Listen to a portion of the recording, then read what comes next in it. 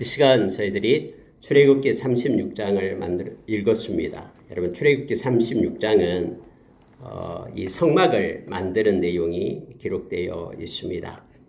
여러분 이 출애굽기 36장은 이전에 하나님께서 모세에게 성막을 만들라라고 시내산에서 명령한 그러한 내용이 있었죠. 그게 26장입니다. 출애굽기 26장에 하나님께서 이렇게 명령했던 대로 진짜로 만들어졌는지 이 출애굽기 36장에서는 그것을 증거해주고 있는 내용이에요. 그러니까 하나님이 이렇게 만들어라 했는데 진짜 하나님이 모세에게 명령한 대로 실제적으로 부살렐과 오홀리압이 만들었는지를 다시 36장에서 자세하게 적으면서 이렇게 만들었다라고 기록을 해주고 있는 걸 보게 됩니다. 하나님은 이 말씀을 기록하면서 왜 앞에서 나온 것을 또 다시 기록했을까? 그냥 우리 같으면은 앞에서 모세가 명령했던 대로 그대로 다 준행했다 끝 하면서 끝날 것 같은데 하나님은 36장에서 다시 그대로 기록하면서 부살렐과 오홀리압이 처음에 모세에게 하나님께서 명령하는 그대로 그 수치대로 그 방법대로 그렇게 성막을 만들었다라는 것을 다시 그대로 기록하면서 우리로 하여금 알게 합니다. 다시 말하면 하나님의 말씀은 우리가 귀로 듣고 또 마음에만 담아두고 하는 것으로 끝나는 것이 아니라 하나님의 말씀은 우리의 손끝과 발끝에서 말씀하신 대로 그대로 삶 가운데 실행되고 옮겨져야 됨을 이 말씀 가운데서 우리가 깨닫게 됩니다. 언제나 그렇습니다. 야고보 선생님이 그렇게 얘기했듯이 행함이 없는 믿음이 어떻게 진실한 믿음이 되겠느냐. 행함이 없는 믿음은 그 바로 죽은 믿음이다. 마치 영혼 없는 것과 똑같아. 이렇게 표현했던 것처럼 실제 말씀은 살아있기 때문에 우리의 삶 가운데 삶으로 드러나고 나타나게 됨을 알게 합니다. 몇 군데만 여러분 우리가 묵상하고 우리의 삶 가운데 정말로 살아있는 말씀과 더불어서 말씀에 붙잡혀서 살아가는 우리의 삶이 되기를 원합니다. 여러분 36장 2절에 보니까요. 모세가 그들을 불렀다라고 말합니다. 즉 부살렐과 오홀리압 그리고 마음이 지혜로운 사람 그들을 불렀다라는 거예요. 근데 성경은요. 그들은 누구냐라고 말할 때 곧 해가지고 그들이 누군가를 설명해 주고 있어요. 그러니까 부살렐과 오홀리압과 마음이 지혜로운 사람이 누구냐? 곧 여호와께서 지혜와 총명을 부으사 이렇게 되어 있죠. 그러니까 하나님께서 지혜와 총명을 부으신 사람들 이거예요. 지혜와 총명이 우리에게서 난 것이 아니라 하나님께서 그들에게 지혜와 총명을 부은 자들이다라고 말하고 있는 것입니다. 그들이 부살렐과 오홀리압 그리고 여기서 마음이 지혜로운 사람 이렇게 되어 있죠. 성소에 쓸 모든 일을 할 줄 아는 자, 할 줄 알게 하신 자들은 모두 여호와께로 명령하신 대로 할 것이니라 하면서 1절에서 그렇게 명령하니까 2절에서는요 모세가 그들을 부릅니다. 그리고 여호와께로부터 지혜를 얻고 와서 그 일을 하려고 마음에 원하는 모든 자들을 부르매 이렇게 되어 있습니다. 여기에 뭐가 더해지냐면요. 하나님께서 부르셨다고 해도요. 성경에는 그 일을 하려고 마음에 원하는 모든 자 이렇게 되어 있습니다. 하나님께서 지혜와 총명을 붓고 1절에서 그렇게 말하죠. 지혜와 총명을 부으사 이렇게 말하고요. 2절에 와서는 그들을 부르니까 이제 그들 가운데 자원하는 마음 하나님께서 하나님이 명령하신 일을 하고자 하는 소망을 가진 그들을 하나님께서는 그들을 불렀다라고 말합니다. 그들이 와서 이제 성막부터 이렇게 만들기 시작함을 보게 됩니다. 하나님은 우리가 이미 말씀을 통해서 보았듯이 억지로 하는 것을 원치 않습니다. 하나님은 우리가 마음의 감동이 되어서 성령의 인도하심을 따라 기꺼이 즐거운 마음으로 하나님께 영광 돌리는 것들을 받게 되죠. 근데 오늘 성경에 보면 놀라운 일이 일어납니다. 성경에 보면은 3절에 보니까요. 백성들이 아침마다 자원하는 예물을 연하여 가지고 왔다라고 말합니다. 이제 부살렐과 오홀리압 그리고 마음에 하나님이 지혜를 준 사람들이 모여서 또 마음의 감동을 가지고 있는 사람들이 모여서 이제 성막을 만들고 또한 여러 가지 성막에 들어가는 그러한 성구들을 기구들을 만들려고 하는데 많은 사람들이 계속해서 예물을 가지고 오는 거예요. 연이어 가지고 왔다라고 말하죠. 자원하는 예물을 가지고 왔어요.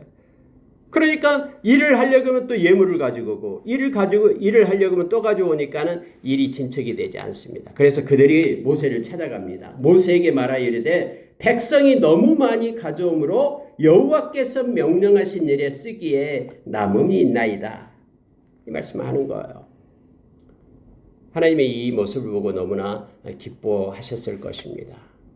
저들이 마음이 성막에 있어서 하나님의 명령을 말씀을 그렇게 아름답게 실천하고 있는 저들의 모습을 하나님은 다 보고 계시죠.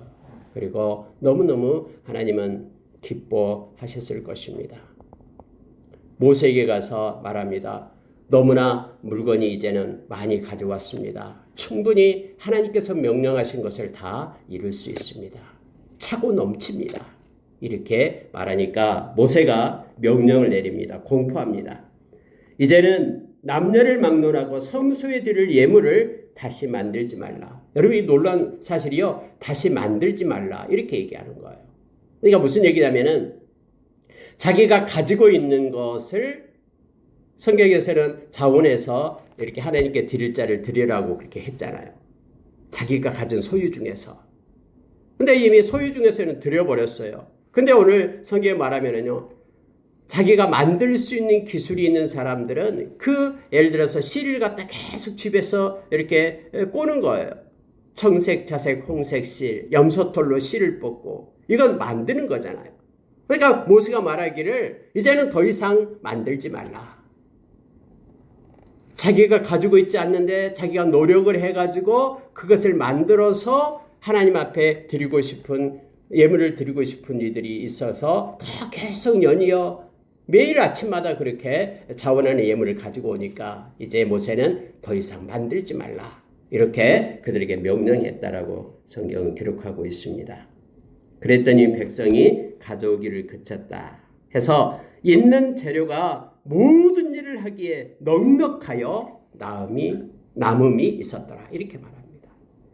하나님의 사역은요, 이처럼 하나님이 공급하십니다. 그리고 자원하는 자들에 의해서 공급되어서 그 사역들이 풍성하게 넘치게 이루어지게 됨을 보게 됩니다. 그런데 만약에 하나님께서 허락하신 것이 아니고 허락한 때가 아닐 때 무슨 일을 하게 되면 이렇게 풍성함이 먼저 없어집니다. 그래서 늘 그것 때문에 힘들고 어렵고 지치게 됨을 알게 됩니다.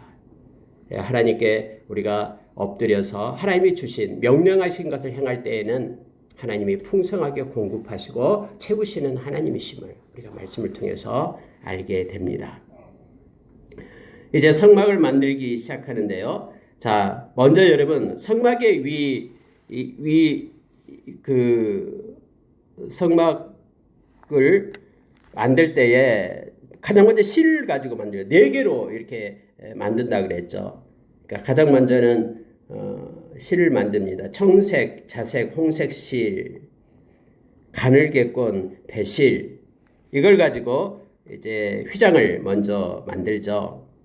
근데 9절에 보니까 매 폭의 길이는 28규빗, 너비는 4규빗으로 각 폭의 장단을 갖게 하며 그래서 가장 먼저 실을 가지고 이 휘장으로 성막을 만들게 됩니다. 그러니까 덮개를 만드는 거예요.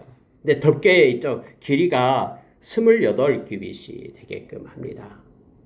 그리고 두 번째 그 위에 덮어지는 건 뭐냐면 염소털을 가지고 하얀 염소털을 가지고 또 두 번째 덮게 되죠. 근데 염소털은 처음에 실로 만든 것보다 더 길어요. 2규빗이 더 깁니다. 그래서 15절에 각 폭의 길이는 30규빗으로 합니다. 그러니까 그 위를 덮게끔 그렇게 한 규빗씩 양쪽에 내려오게끔 해서 30규빗으로 해요. 물론 고를 달아가지고 50개 고를 달아가지고 서로 연결되게끔 한 폭이 되게끔 그렇게 합니다. 그리고 세 번째 그 위에 덮는 건 뭐냐면요. 붉은 물을 들린 순양의 가죽으로 막의 덮개를 만듭니다.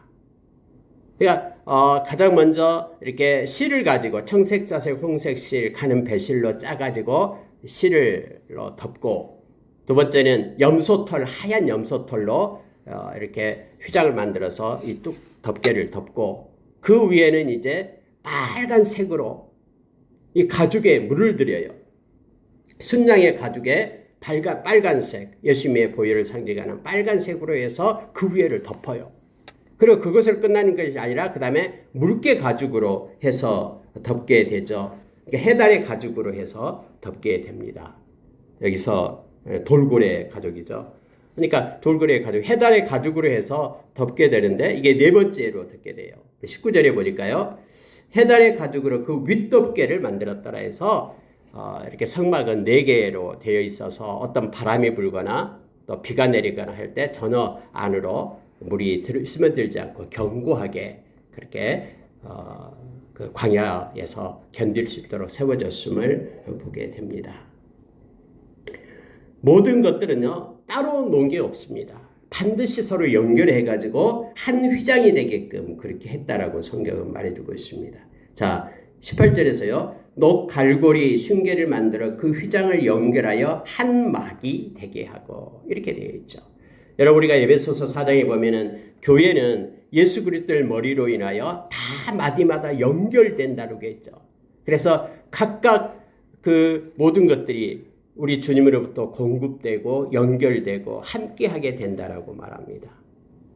역시 성막도 하나의 막으로 이렇게 연결이 되게끔 해서 네 겹으로 겹쳐져서 그렇게 만들어졌음을 보게 됩니다. 여러분 이것은 이미 출애굽기 26장에서 하나님께서 모세에게 명령한 대로예요. 그대로 그 수치대로 그대로 성취되었음을 우리로 하여금 알게 합니다. 여기에다가 더 좋은 방법이 있다고 뭐 다른 재질을 쓴다거나 또는 더 크기를 달리한다거나 그러지 않았습니다. 하나님께서 명령하는 그 폭 그대로 규빗 그대로 실행되었음을 알게 합니다. 하나님의 말씀이 우리의 어떤 자유로운 사고, 어떤 생각과 마음 그 위에 있음을 우리는 늘 기억하기를 원합니다. 여러분 그다음에 널판을 만드는 것도 역시 하나님께서 말씀하신 대로 그대로 그렇게 널판을 만들었습니다. 자, 35절로 내려가겠습니다. 그가 또 청색, 자색, 홍색 실과 가늘게 꼰 배실로 휘장을 짜고 그 위에 그룹들을 정교하게 수놓고 조각목으로 네 기둥을 만들어 금으로 쌌으며 그 갈고리는 금으로 기둥의 네 받침은 은으로 부어 만들었으며 청색, 자색, 홍색 실과 가늘게 꼰 배실로 수노와 장막문을 위하여 휘장을 만들고 휘장문에 5기둥과 그 갈고리를 만들고 기둥머리와 그 가름대를 금으로 쌌으며 그 5 받침은 노시였더라. 이렇게 해서 36장이 마쳐지게 됩니다. 여러분 아무리 금이 좋다고 해서 모든 걸 다 금으로 만들지 않죠. 각 필요한 요소에 금으로 만들고요. 또 은으로 또 모든 걸 다 만들지는 않잖아요. 은으로 만들어야 될 부분에는 은으로 만듭니다. 노시, 단단한 노시 또 위치하고 제 역할을 할 그 부분에는 노수로 만들어야 됩니다. 예를 들어서 여기서 그 말하고 있는 것처럼요. 어떤 받침, 기둥의 머리 이런 것들 물론 이제 금으로 쌉니다만은 그 받침하고 튼튼한 힘을 받아야 될 것은 노시 있어야 됩니다. 금 대신에 은 대신에요.